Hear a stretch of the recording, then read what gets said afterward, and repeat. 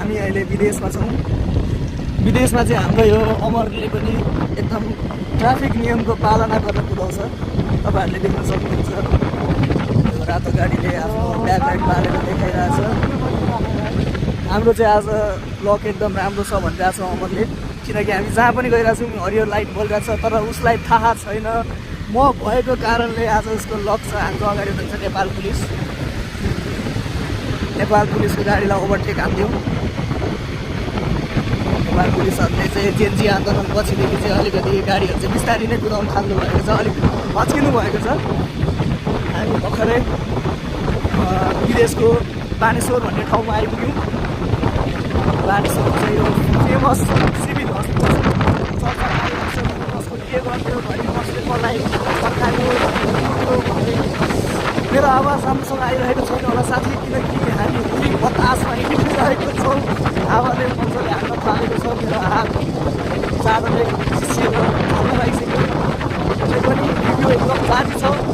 तपाईँहरूले छिटो like comment share subscribe के हालिदिनु हुन्छ सबै हालिदिनु होला।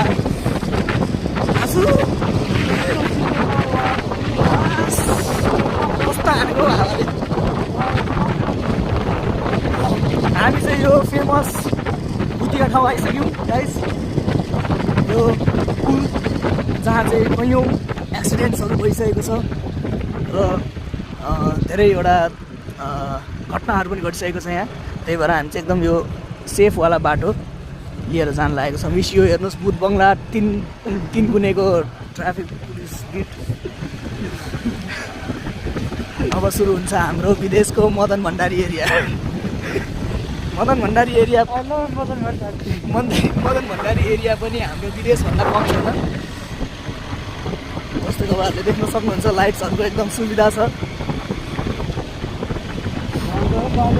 छेउमा पार्कहरू पनि राखिदिएको छ, यसो बुढाबुढीहरूलाई एक्सर्साइज गर्नलाई, यसो बस्नलाई, थकाइ मार्नलाई, नेचरको लागि। के छुयो मलाई भर्खर तेरो हातले छ ए मासला के आयो भन्नु।